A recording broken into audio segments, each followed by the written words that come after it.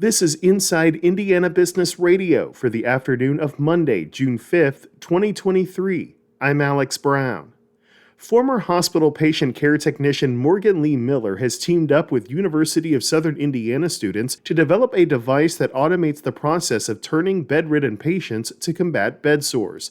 Plans are underway to manufacture the device, which is already gaining much interest. I had people from Canada, Taiwan, China. They all were super interested in it. And once we get to market, we finish our manufacturing, I have a whole list of people who are waiting. The device, which looks like a full-length body cushion, has air chambers that run vertically from head to toe and fully inflate on one side of the cushion to tilt the patient to either side.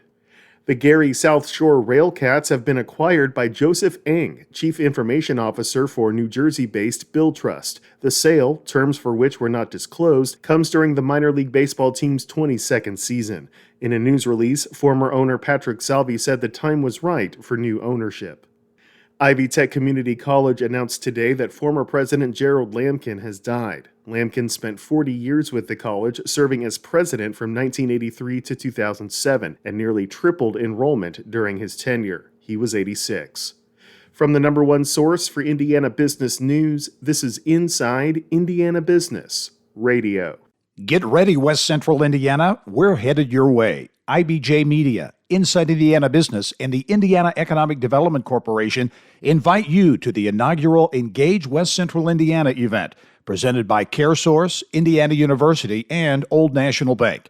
Tuesday, June 20th at Holman Center at Indiana State University. We'll be diving into talent, education, and other issues shaping the regional economy. More at ibj.com/engage.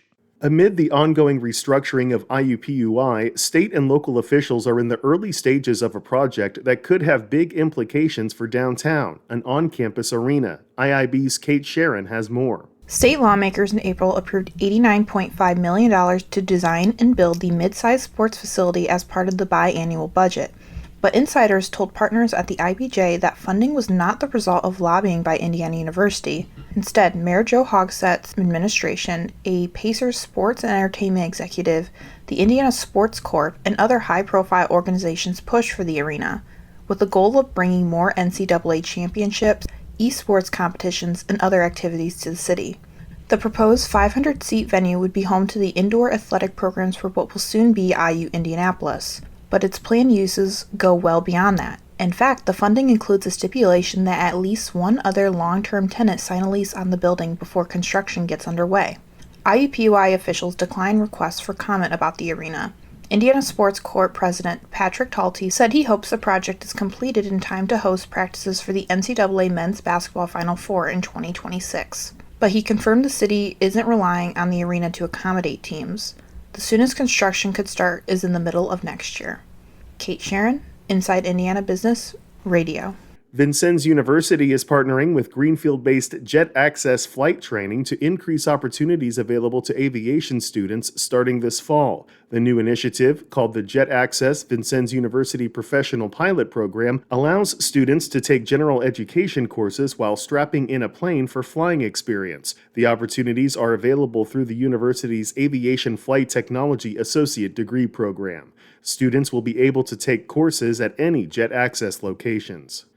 It's been 25 years since Inside Indiana Business debuted on television, and in that time, the state's tech sector has realized some major gains. But John Wexler, founder and CEO of Fishers-based Spoke Note, says challenges remain, especially in the venture capital area. Our early stage entrepreneurs have done a whole lot better at finding capital, seed stage, Series A kind of capital. But the real challenge is in that growth stage, and that causes the entrepreneurs to have to tap out a little early, whether it's selling the company earlier than they wish, because it's really hard for them to find access to that capital. That's probably the next big challenge for the state. While Indiana may not have been on the radar of site selection firms 25 years ago, Wexler believes that has certainly changed, and Indiana has the potential to continue growing as a major player in the tech world.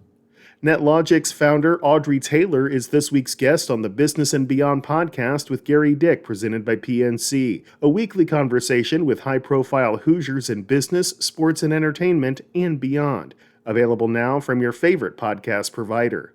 I'm Alex Brown for Inside Indiana Business Radio on Demand.